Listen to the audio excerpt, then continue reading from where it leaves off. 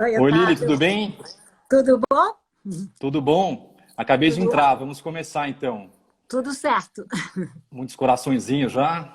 Vários aqui à direita. Podem continuar, hein? Bem, eu ia dando bom fim de tarde a todas, a todos, dizendo que hoje vamos conversar com você sobre o seu lançamento mais recente, não é? Como autora, que é sobre o autoritarismo no Brasil. Depois disso, você organizou dois dicionários, não é? Um da escravidão e um da República, mas este, salvo engano, é o seu livro mais recente como autora, não é? É o mais recente. Bem, a Lili já é antiga conhecida de todos aqui, mas não custa fazer as honras, não é? A Lili é antropóloga, é historiadora, é professora titular na USP, professora visitante em Princeton, é especialista, entre outros muitos interesses, e Lili me corrija se eu estiver enganado, no Não. período monárquico brasileiro, na história das teorias raciais no Brasil do fim do século XIX e começo do século XX, a história das populações afro-brasileiras e em histórias visuais. Ela é autora de vários livros, dos quais eu destaco O Espetáculo das Raças, As Barbas do Imperador, sobre Pedro II, e mais recentemente, Lima Barreto, Triste Visionário, e em coautoria com a Heloise Starling, Brasil, uma biografia que eu mostro aqui. Escrito a quente, não é? Ainda durante a campanha eleitoral Quase que eu caí. tudo bem? E acompanhando, né, a vertiginosa ascensão de Jair Bolsonaro sobre o autoritarismo brasileiro. É um livro que pretende, por meio da investigação, não é, Lili, de oito mazelas brasileiras não resolvidas, como racismo, mandonismo e desigualdade, fazer uma viagem pelo nosso passado autoritário e mostrar que havia menos novidade do que se pensava, não é, naquele triste fenômeno que então se desenhava, e me refiro aqui à ascensão dessa nova direita de matiz populista e autoritário entre nós. Começando, eu queria fazer uma pergunta sobre o seu percurso, Lili.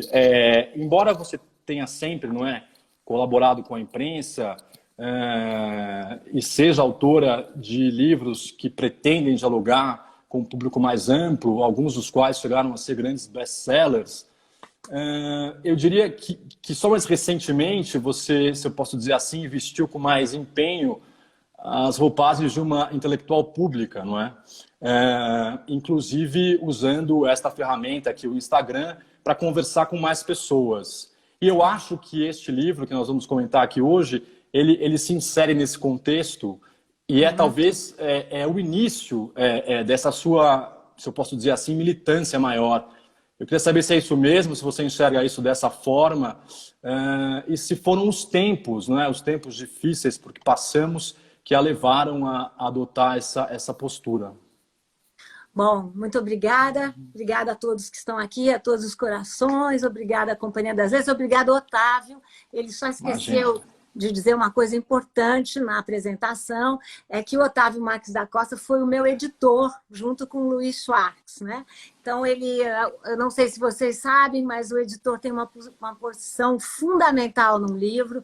Um bom editor não tem apenas a ver com enfim, a questão da escrita, mas um bom editor como o Otávio, alguém que interpela, briga, reclama, diz que aqui não está bem explicado, que aqui foi mais rápido. Então, muito obrigada, Otávio. Eu agradeço publicamente aqui. O Né, que é isso? Imagina. Até me constranjo, não tem nada disso. Pode parar. Mas tá bom. Então, vamos lá. Eu que agradeço. A pergunta do Otávio é muito boa, né? Eu sempre escrevi livros, sempre me preocupei em escrever com, enfim, com uma linguagem acessível e mais ampla do que só o do ambiente da academia, apesar de ser uma cria da academia, tudo que eu fiz, tudo enfim, que eu sou, eu devo à minha formação na academia, mas eu tenho essa preocupação.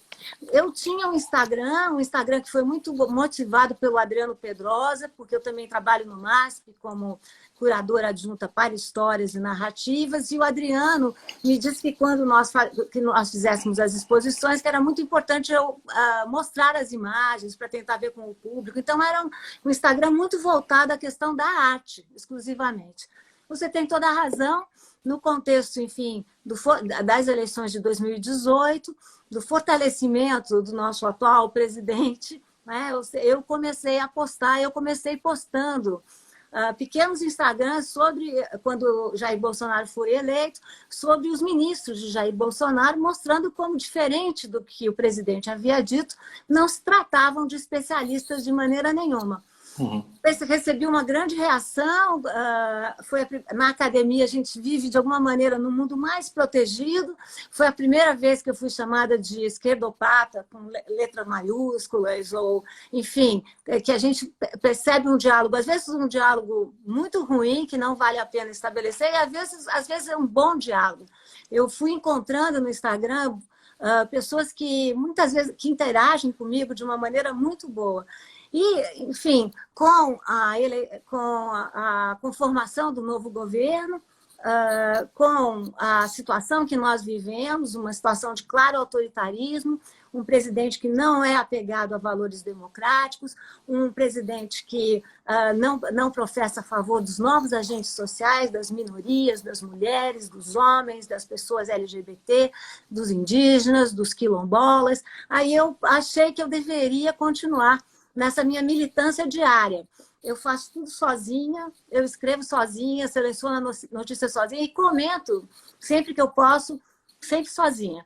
Mas eu devo dizer que eu fiz grandes amigos virtuais que eu ainda espero conhecer. Não nesse isolamento, é claro. Então é uma experiência que você recomenda a mais intelectuais, né? Tentar sair das fronteiras da academia, enfim. Quem sou eu, né? Mas eu penso que eu me formei na escola pública, eu fiz a universidade pública, eu sou uma aluna da USP, fiz mestrado na Unicamp, doutorado, livre docência, titularidade na USP. Então, eu sinto que eu devo isso de alguma maneira. Não que isso venha contra a academia, de forma nenhuma. Mas eu recomendo, eu acho que é importante. E eu devo dizer que muita gente fala do ódio no Instagram. O meu Instagram é basicamente composto por pessoas muito positivas e muito críticas e que sabem ser muito carinhosas e generosas também. Eu recomendo. Lili, hoje eu me dei conta de que faz quase um ano que o livro foi lançado. Parece muito mais, não é? O livro foi lançado em maio de 2019, portanto, é dia 20 de maio, portanto fará um mês, um ano em um mês. Muitas águas rolaram desde então, né? Eu fico com a impressão, inclusive, que parece mais tempo, né?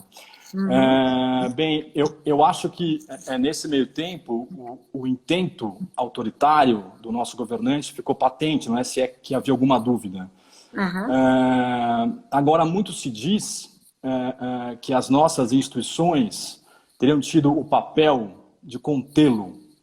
Ao mesmo tempo, você, no livro, descreve a nossa democracia, até então, aquela que precede Bolsonaro, como uma democracia falhada, inconclusa, jovem, ainda em formação. Você acha que as instituições desse regime democrático ainda imaturo tiveram, de fato, ou foram bem-sucedidas, de fato, nesse processo de contenção? Ou você acha que a corrosão praticada ao regime democrático por dentro, não é? Meio naquela chave do que o Steven Levitsky fala, enfim, de uma corrosão não através de um golpe ou de um rompimento de normalidade radical? Você acha que isso teve, digamos, mais importância no período do que, digamos, esse processo de contenção institucional ou não? Enfim, como você avalia o período nessa chave? Eu não tinha me dado conta que já temos um ano. Eu lembro que o livro que foi muito bem recebido, né? Eu não sei exatamente quanto vendeu, mas é um livro que o público, enfim... Vendeu 40 mil exemplares, se não estou enganado, já um pouco mais que isso. Eu acho que é quase isso. É muita coisa, eu não imaginava, é um número muito grande. E eu lembro, Otávio, você me corrija, que o livro foi recebido como uma das primeiras publicações reagindo à eleição de Jair Bolsonaro. No livro, eu partia de dois supostos básicos. O primeiro é que o nosso presente estava cheio de passado, e por isso que eu retorno sempre na história, né? E o segundo era que, para aqueles que reagiam de forma espantada em relação ao autoritarismo, eu dizia, nós sempre fomos autoritários, isso não é uma novidade. E é isso que eu tentei provar.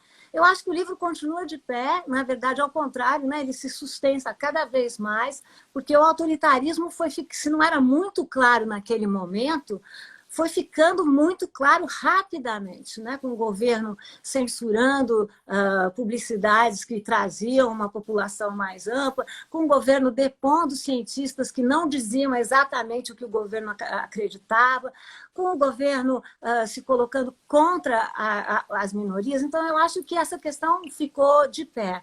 No livro eu também dizia, Otávio, que nós tivemos 30 anos de democracia.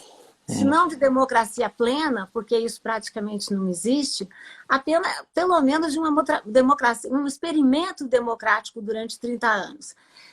Essa questão começa a ruir no momento em que nós conversamos aqui. Algumas questões factuais mudaram. Por exemplo, quando eu escrevi o livro, Luiz Inácio Lula da Silva ainda estava preso. Eu fiz uma nota atualizando nas edições mais recentes. Não tinha também estourado aquele escândalo da Lava Jato com o jornal Intercept. Eu fui fazendo algumas notas, mas eu penso que o que a gente está vivendo, eu chamaria de um golpe democrático. Eu vou tentar me explicar. Esses novos, não é só Jair Bolsonaro, que é um governante de raiz populista e autoritária, mas eu diria que o mundo passou em 2018 por uma onda, né, conservadora, eu diria mais que conservadora, retrógrada, né? Porque conservadores são importantes na democracia, né? A temperatura de uma democracia é sempre medida pela oposição que existe nas suas instituições. Mas esses governantes, e sobretudo Jair Bolsonaro, acreditam que democracia se acaba no momento em que você é eleito. Não acaba. A democracia começa nesse momento, né? Que é como você vai agir. Eu penso que nesses 1 ano e pouco de governo Jair Bolsonaro, as instituições se comportaram bastante bem, né? Ou seja, figuras que nós não botávamos muita fé, como o presidente da Câmara, o presidente do Senado, têm tentado, de alguma maneira, conter os impulsos de Jair Bolsonaro, por exemplo, que queria cercear a atividade dos governadores, queria se impor aos governadores. Ou seja, nós temos vários exemplos que as instituições brasileiras não são perfeitas, mas eu penso que nem os gregos achavam que existia democracia perfeita, né? Democracia, a conquista de direitos a todos os dias, mas eu acho que as instituições brasileiras, quase todas, não todas, importante, mas têm tomado um papel muito grande diante de um governo que quer dar um golpe democrático, ou seja, desfalar em nome do povo. É preciso perguntar que povo é esse, são sempre os mesmos 30%, um presidente que continua com fala de palanque e que não pratica a regra maior da política. O que é fazer política? Fazer política é criar consensos. E nós temos um presidente que ainda governa para o seu grupo e não para o conjunto dos brasileiros. Lili, você escreveu esse livro a quente, não é? Como você lembrou. Se eu me lembro bem, você começou a escrevê-lo durante a campanha ainda e terminou o livro datado em março de 2019. Os historiadores têm em geral, algum receio, não é? De atuar no presente dessa maneira tão incisiva. Então, eu até elogio a sua coragem, né? que não é habitual na profissão. E você faz uma reflexão muito interessante sobre o papel da história naquele momento, na sua visão. Como você enxerga isso? A história tem o papel, ou ela pode ter a pretensão de ensinar alguma coisa? Ou melhor, o estudo da história pode ter esse papel? Ok. Bom, vocês estão falando com o meu algoz, porque um dos donos da ideia de eu escrever esse livro atende pelo nome de Otávio Marques da Costa. Mas vamos fingir, nós todos aqui, você do coraçãozinho, que vocês não sabem disso, certo? Mas, enfim, eu fui instada pelo Otávio Marques da Costa e pelo Luiz Schwartz para que eu escrevesse um livro. E no começo eles me disseram assim, vai ser muito fácil, você junta as suas colunas do Nexo, os seus posts no Instagram, o livro está pronto. Não está pronto. Eu fui lá estudar, fui estudar sobre educação, fui estudar sobre desigualdade, fui estudar sobre violência, e eu sou grata, porque aprendi muito, né? Quer dizer, na feitura desse livro. Eu trago uma discussão logo no começo e durante o livro todo, que é a ideia de que a história não é bula de remédio, né? Mas que ajuda a pensar no passado e projetar o futuro. O que eu quis dizer com isso, né? Eu quis dizer que, primeiro, a gente achar que a humanidade aprende com a história, eu costumo dizer que eu sou otimista, pessimista no atacado e otimista no varejo. Porque eu acho que a humanidade não aprende. Não aprende com os fatos perversos do nosso passado. Às vezes também não aprende com as coisas boas que aconteceram, ou seja, com os bons exemplos que a história mostra. Mas eu quis trazer a história como um jogador fundamental nesse jogo. Um player, como se diz na literatura norte-americana. Por quê? Porque, sobretudo em momentos de crise, a história vira um instrumento de batalha. Basta a gente prestar atenção, Otávio, que o governo de Jair Bolsonaro se bateu em cima de dois temas. Um tema, a escravidão, querendo dizer que a escravidão não foi tão forte e que os portugueses não teriam pisado na África. Eu escrevi um artigo na Folha de São Paulo dizendo que pisaram e muito. Né? Ora, por que negar isso? Porque é negar o nosso passado, e é negar o nosso passado colonial e negar o racismo estrutural e institucional que nós vivemos. Qual foi o segundo tema, que esse sim continua um tema de batalha? O golpe militar de 1964 e a ditadura militar, que com 17 atos institucionais tirou todos os direitos dos brasileiros. Aqui, de novo, eu vou voltar com essa ideia de golpe democrático, porque Jair Bolsonaro chegou a falar uma contradição em seus termos, que tratava-se de uma ditadura democrática. Agora, me explica o que é uma ditadura democrática. E golpe de Estado, há toda uma literatura que mostra que golpes são quando você tira de maneira ilegal um governo eleito legalmente. Então, vejam, por que falar tanto disso? Porque a história vira, nesses momentos, uma forma de legitimação. O que esse governo pretende fazer? Pretende se legitimar, criando um passado idílico no período colonial, uma ditadura democrática, para justificar os seus próprios atos autoritários. Ora, isso não passará, como não tem passado. Pegando esse gancho, quando você fala, não é, em saudosismo histórico no livro, ou na história como maneira de edulcorar o passado, construir uma narrativa idílica, o período militar é sempre lembrado. Né? Hoje, alguns setores, enfim, na imprensa, têm enxergado nas Forças Armadas também uma espécie de força de contenção ou de moderação deste governo. Eu queria saber a sua opinião sobre isso e quais são os perigos que você enxerga nessa leitura, não é, à luz da nossa história recente, inclusive. Olha, eu particularmente tenho sempre muitos problemas com essa ideia de que as Forças Armadas serão o elemento de contenção desse nosso presidente. As Forças Armadas, nos momentos em que elas se apresentaram no Brasil, elas produziram estados de sítio, estados pouco democráticos ou ditaduras militares. No começo da República, quando Floriano Peixoto assume a presidência a partir de um golpe, né, porque ele teria que ter chamado eleições e não chamou, quando ele assume, ele governa em estado de sítio. Quer dizer, esse tipo de situação é uma espécie de cartilha das Forças Armadas. Não é à toa que o nosso presidente e os representantes militares do nosso governo utilizam uma linguagem muito bélica. Né? É tudo uma questão de guerra, é tudo uma questão de armamentação. Então, eu particularmente desconfio dessa ideia de que as Forças Armadas vão garantir a nossa democracia. Otávio, o que vai garantir a nossa democracia é a sociedade civil, é uma Concordo. cidadania vigilante e instituições fortes. Essa é a única chance. Lili, voltando um pouco a questões de método no livro, eu me lembro que nós demos muita importância aos dados estatísticos mesmo, né? Como maneira de se contrapor a uma prática dessa nova direita, não é? de viés populista, que é de repetir uma mentira ou uma inverdade tantas vezes até que ela se torne verdade. Perfeito. Então, eu queria que você fizesse um comentário sobre isso e sobre a importância dos dados hoje.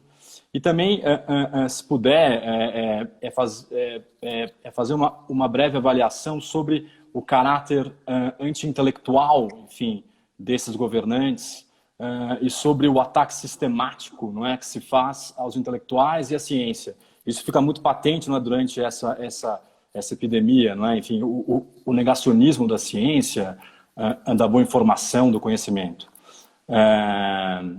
Enfim, queria um comentário seu sobre essas duas questões. Então, eu lembro que quando nós começamos a trabalhar com o livro, uma coisa que ficou muito clara para mim é que eu faria uma série de afirmações que soariam exageradas se eu não as fundamentasse sobre muitos dados. Até o capítulo sobre intolerância, ele é totalmente fundamentado em pesquisas sobre intolerância racial, social, de geração, de região e de gênero e sexo. Para mim, essa foi uma questão metodológica importantíssima, chegar às grandes instituições de pesquisa, também acompanhar o jornalismo crítico, que também está sob ataque desse governo. Sim, esqueci de mencionar, claro. Então, enfim, eu acho que o ofício do cientista, de uma maneira geral, é contrastar dados de maneira a se afastar das falsas informações. Eu acho que nós vivemos numa época das redes. O nosso presidente foi o primeiro presidente, junto com outros do mundo afora, eleito pelas redes e sem o diálogo aberto e democrático. Enfim, e são governos que abusam das redes. Se as redes democratizam o conhecimento, por outro lado, é preciso tomar muito cuidado e tentar separar o joio do trigo, né? Ou seja, o que é informação fundamentada, científica, e o que não passa de opinião, né? Bom, Bolsonaro faz parte desses governos, que são, em geral, homens brancos de classe média, cabelo cor de palha, não é? Enfim, que são muito dogmáticos, muito afirmativos, populistas em que sentido? Que eles acham que tem um canal direto com o povo e que, portanto, não precisam das instituições democráticas, não precisam dos jornalistas, não precisam dos cientistas. Eles têm a informação. Por isso também que esses governos masculinos têm se pautado em muito negacionismo, né? Ou seja, em muita ideia mágica. De repente, eles soltam a ideia de que um remédio vai resolver o nosso problema, soltam a ideia de que o coronavírus foi criado pela China, que é um plano comunista. Ou seja, todas essas teorias são teorias que se afastam dos modelos científicos de análise. O governo Bolsonaro nasceu criticando os jornalistas, criticando as instituições e criticando a nós, acadêmicos. Por quê? Porque eles, de alguma maneira, querem ser a própria informação, querem não precisar de informações. E vejam que situação mais paradoxal que o governo Bolsonaro se encontra. Porque no meio dessa grande anomia social que nós vivemos, dessa crise, desse estado de emergência, ele está tentando ainda se mover sem o auxílio da ciência. Mas isso é muito complicado, não vai dar certo. Mas vejam até onde chega essa ideia de que ele tem um canal direto com o povo e que não vai precisar recorrer aos cientistas. Isso não vai funcionar. Nós temos agora, vou fazer uma pequena propaganda, uma série de primeiras ministras e presidentas mulheres que têm resolvido essa crise de uma outra maneira, conversado com a população, testado. A neozelandesa, não é? A dinamarquesa, enfim, entre outras. A neozelandesa, a dinamarquesa, Islândia, Finlândia, Alemanha, né, que está cercada por países que estão sentindo a crise do coronavírus e do Covid-19 de uma forma muito mais forte. Ou seja, vamos prestar atenção para a ideia que existem outras formas de fazer política. Né? As mulheres sempre cuidaram das pessoas, né? Sempre tiveram esse papel. E elas estão levando essa crise de uma forma forte, rígida, mas democrática. Nós precisamos muito mais disso do que de negacionismo, né? E de ideia de que nós vamos encontrar a resposta para o coronavírus no final do arco-íris, né? Ou seja, vamos catar lá um balde mágico e resolver o problema. Não vamos resolver. Lili, você falou há pouco numa entrevista, pegando de empréstimo, acho, do Eric Hobsbawm, né, o conceito de eras, que possivelmente um longo século XX estaria chegando ao fim com essa pandemia. Já que estamos nesse assunto, me permite um ligeiro desvio do livro, mas acho que eu vou voltar para ele. Você acha que... Eu sei que historiadores não gostam de fazer previsões, né? Não são futurólogos. Não, são ruins. Tem ruins isso. Então, enfim, eu vou tentar desviar um pouco. Quais são as chances que você enxerga de um declínio desse matiz populista da nova direita, aí, enfim, que se desenhou nos últimos anos, com o fim dessa era, e quais as chances de que isso não ocorra, de que, ao contrário, enfim, o caos e a anomia social a que você se referiu recrudesçam, enfim, esses regimes. Enfim, se você puder fazer brevemente essa análise. Vou tentar. Bom, numa entrevista que eu dei na UOL, né? A Universo, Na Universo, eu arrisquei um pouco essa ideia.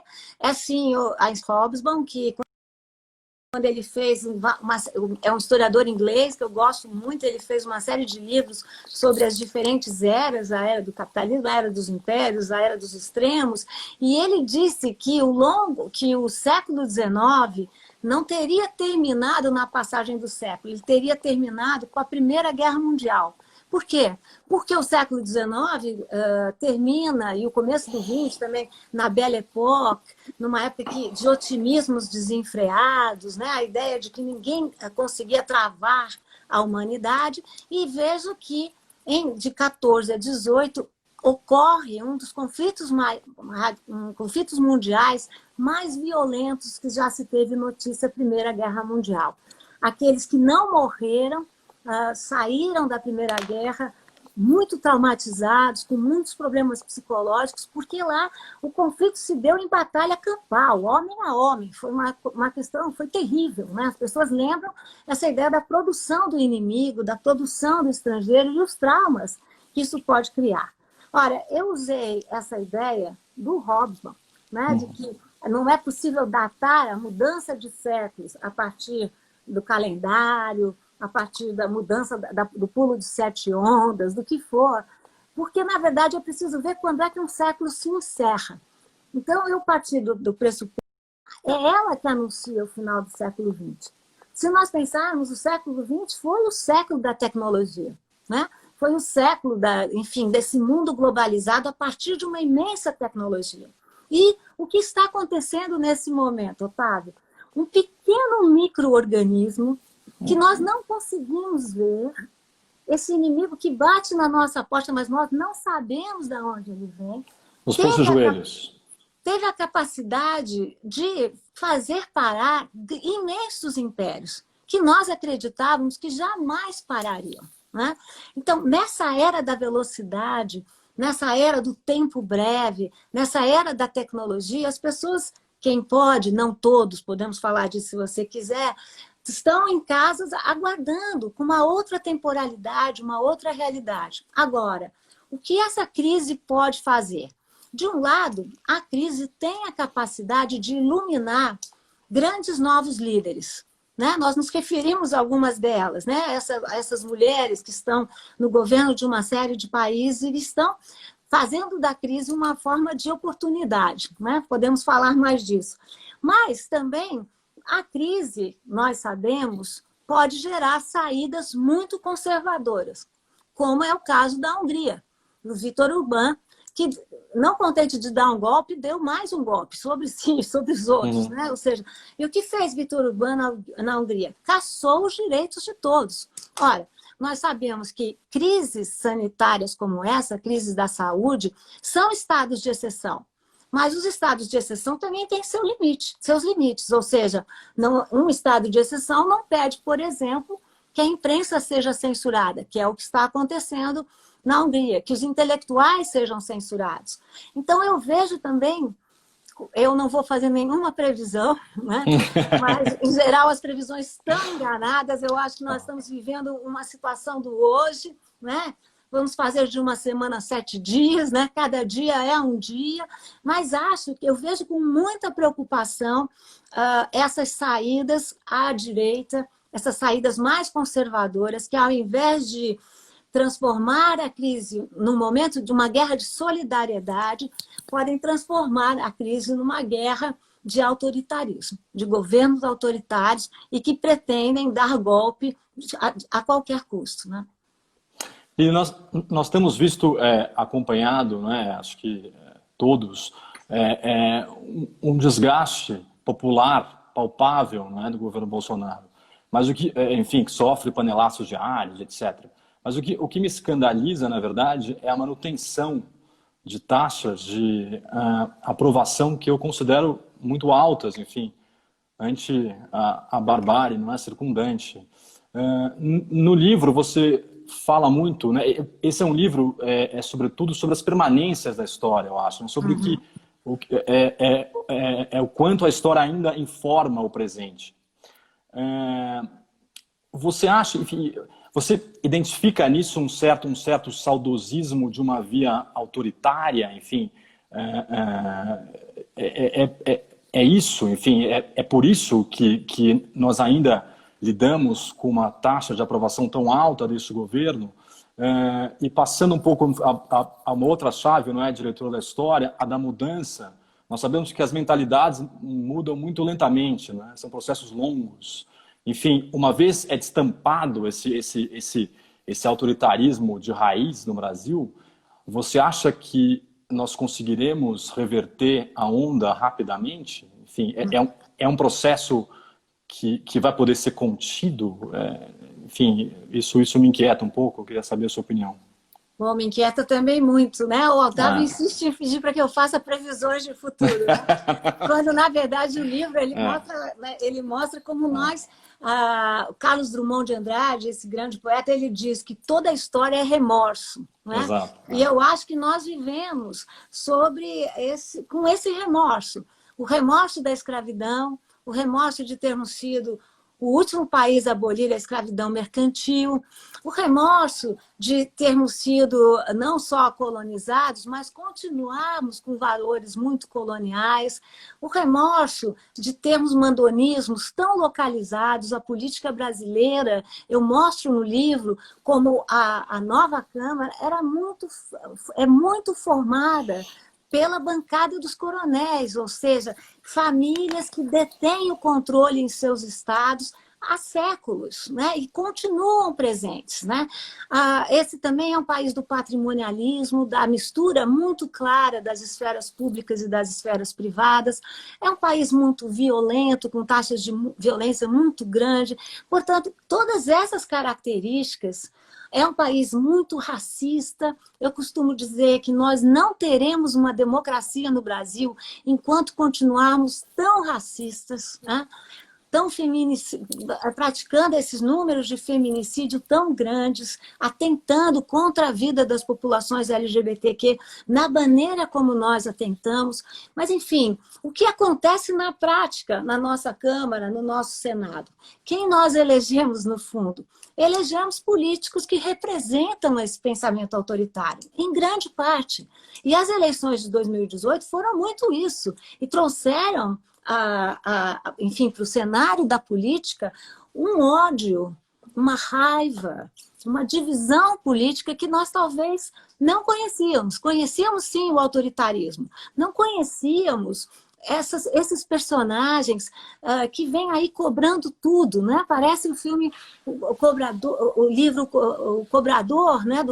Conto O Cobrador, do Rubem Fonseca, esse grande escritor que acaba de falecer, quando ele diz, estou cobrando tudo, eu estou cobrando. Então, o que eles estão cobrando? Estão cobrando a crise, enfim, a recessão dos anos, que começou nos anos 2014 e a perda dos empregos. Eles estão cobrando esses novos agentes sociais que aparecem na cena pública brasileira. Eles estão cobrando as mulheres que não vão mais ficar, não vão voltar, por mais que eles queiram, para os seus fogões. Então, eu acho que, além desses políticos enfim, que representam o mandonismo brasileiro há tantos séculos, desde o período colonial, nós estamos nos vendo com esse grupo, que é um grupo, enfim, muito, muito, muito retrógrado, né? Que de fato quer que o Brasil retroceda nos direitos que foram arduamente conquistados durante 30 anos.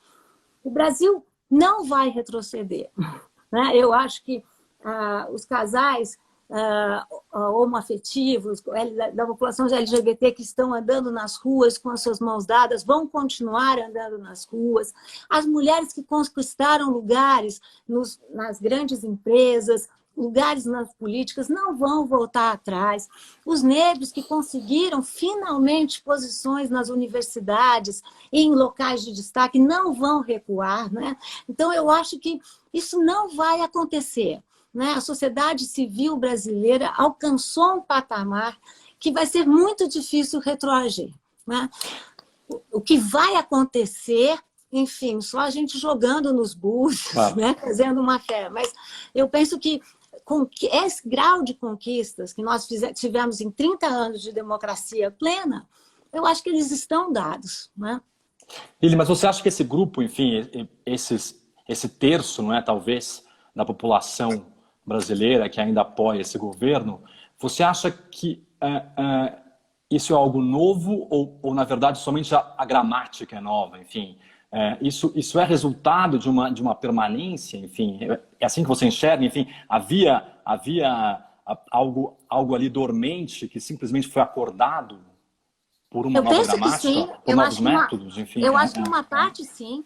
Eu acho que durante esses 30 anos de democracia, desde a Constituição Cidadã de 1988, as pessoas que tinham essa verve autoritária se sentiram muito desautorizados. Então, de alguma maneira, recuaram, ficaram silenciosos e passaram a impressão que também haviam mudado. Não mudaram. De um lado, essas pessoas com essa mentalidade autoritária só ficaram silenciosos, ficaram em compasso de espera e voltaram. Mas acho também que, e eu me incluo nisso, que os partidos políticos, a intelectualidade, nós não vimos a existência de um grupo que nós precisávamos prestar atenção. Um grupo que não se sentia satisfeito com as conquistas desses 30 anos. Eu estou me referindo não só àqueles que se sentiram lesados pelo processo recessivo, né? O processo enfim, de crise econômica e financeira que nós vivemos, mas eu estou me referindo também por exemplo, as pessoas que se queixavam da violência. O governo Jair Bolsonaro se elegeu também com a bandeira da questão da segurança nacional. Ninguém há de dizer que essa não é uma bandeira legítima. Então, a gente precisa reconhecer, né? Ou seja, as espertezas. Aqui ele encontrou um berço, e um berço legítimo, porque a violência no Brasil, como eu mostro no livro, ela é real e ela atinge vários setores da nossa sociedade e ela é espraiada agora pelo país todo. Né? Ou mesmo a corrupção, não é? Talvez. A corrupção também. O fenômeno da corrupção, que é o capítulo mais longo do livro. Né? Ou seja, essa questão estoura também no final da gestão PT, né? Sobretudo nas duas gestões de Dilma Rousseff. E qual foi o problema da corrupção? Eu me orgulho de morar num país em que a corrupção, que estava dentro da máquina do Estado, era uma máquina de corrupção, tenha sido denunciada.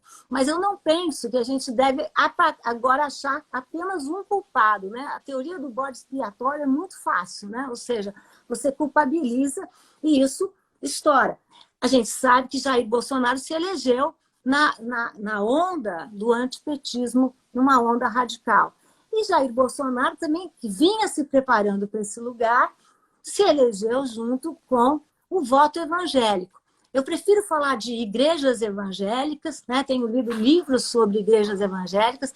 Eu não quero fazer nenhuma caricatura dos evangélicos, ao contrário, são muitos, são variados, mas nós sabemos que foi também o voto evangélico que elegeu Jair Bolsonaro. Então, eu diria que foi uma conjuminação de elementos que vêm da longa duração e também elementos muito novos, né?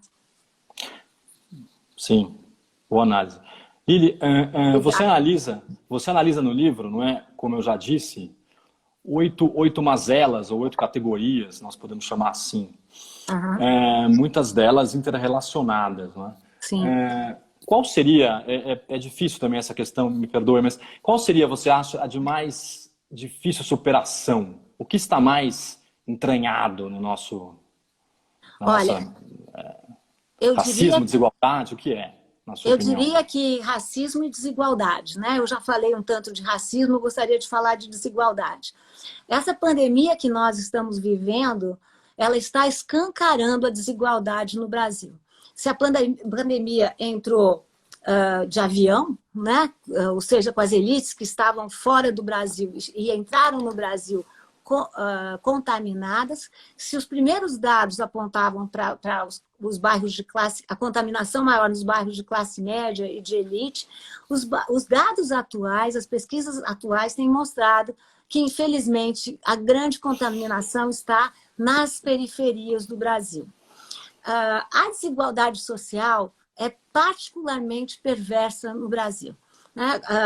Dados da Fiocruz mostram que as pessoas de baixa renda vão ser as pessoas mais prejudicadas pelo coronavírus, pelo Covid-19, duplamente. Em primeiro lugar, porque moram em lugares sem equipamentos urbanos suficientes. Eu me refiro a esgoto, eu me refiro a água potável confiável, todos os elementos que contribuem para o adoecimento da população. Mas também existem agora dados que mostram que as populações de baixa renda têm problemas quase que endêmicos, mas que são sociais, do tipo problemas de pressão alta, anemia, problemas pulmonares, ou seja, as populações de baixa renda são duplamente vulneráveis. E, Otávio, no Brasil, a questão da desigualdade nos acompanha. Né? Se a gente pensar no começo, no período colonial, se você pensar no Império, se você pensar na Primeira República, nós tivemos um momento bom em que parecíamos que íamos combater a desigualdade no começo dos anos 2000, eu mostro isso no livro. Depois, com a recessão, a desigualdade aumentou. E trabalhos atuais mostram que Brasil e Catar, entre os países democráticos, já falamos sobre isso, estariam em primeiro lugar no quesito de desigualdade. Né? Então, enfim, eu acho que essa é uma questão longa no Brasil. Eu penso que nós não empregamos uma porção proporcional do nosso PIB na educação. E isso foi uma conversa minha com o Otávio, eu tive que provar para o Otávio, eu acho que provei, porque não é preciso comparar com os dados europeus, basta comparar com os dados dos nossos latino-americanos. Norte-americanos ou então os países latino-americanos. Latino-americanos, quer dizer, que é a comparação que eu faço no livro. Essa é uma questão urgente e é uma questão inadiável no Brasil e que, infelizmente, a pandemia vai escancarar. E ela é uma questão muito aguda para nós, não é? Mas é uma questão que acho que hoje atormenta o mundo todo, né? É das grandes questões, eu acho, do mundo contemporâneo. E me parece difícil que ela seja resolvida sem haver uma espécie de concerto internacional, não é, em torno do tema. Não te parece isso também? Eu acho que nenhum país consegue resolvê-la de forma plena individualmente. Não, eu Achei- concordo totalmente com você. Quando a gente fala dentro daquelas categorias, o que eu desejo que a pandemia nos ensine, eu desejo que a pandemia nos ensine mundialmente a sermos mais solidários. Eu desejo, sinceramente, que as pessoas observem a desigualdade e que continuem a ter esses atos cidadãos, né? Essa ideia de ajudar, de doar, cada um faz a sua solidariedade do seu local. Eu desejo, porque eu não sei se isso vai acontecer, que as pessoas dizem que é assim, né, Otávio, que a gente sai, que ninguém sai de uma crise da mesma maneira, né? Eu não sou ingênua de achar que as pessoas vão parar de viajar, que as pessoas vão parar, mas eu acho que as pessoas podem aprender que nem todo mundo tem que sair de casa na mesma hora e voltar na mesma hora. Não há nada no nosso relógio biológico que diga que a gente tem que estar no trabalho às 9, sair. E também eu desejo que as pessoas percebam que a solidariedade faz bem a todos nós e que a desigualdade atingirá a todos nós. Não é só um problema dos desiguais. É um problema, nós teremos uma sociedade melhor se formos uma sociedade com mais equidade, né? Concordo. Bem, Lili, infelizmente, eu acho que o nosso tempo vai chegando ao fim. A conversa foi ótima, agradeço muito. Posso Nem vi o falar tempo uma passar. coisa só? Pode, claro. Eu queria Eu só tenho um dizer... recadinho também depois. Tá bom, Pode falar. bem rápido. Tá. Que eu acho que é muito importante, que a gente está vivendo um momento muito importante, o momento de uma pandemia, não é a primeira, mas cada pandemia parece única, e talvez a gente possa transformar a crise numa oportunidade. Nesse momento que eu falo aqui com vocês, o Otávio sabe, o Otávio me ajudou, eu estou passando um dia muito ruim, porque a minha mãe, que tem 88 anos, acabou de ser testada positiva. Ou seja, o coronavírus não é uma mentira, o coronavírus não é uma coisa de uma questão de somenos importância, e é preciso que quem puder, que fique em casa, se possível. E eu estou falando aqui da minha própria experiência com a minha mãe. Muito obrigado, obrigada. Lili. Boa Obrigada, sorte Otávio. aí. Um beijo a Obrigada aos você. coraçõezinhos. Vocês torçam por mim agora, não é? Torceremos, eu estou torcendo. Vamos. Um beijo grande, Lili. Muito obrigado. Beijo. Obrigado Tchau, aos ouvintes Otávio. também. Espero que tenham gostado. Tchau.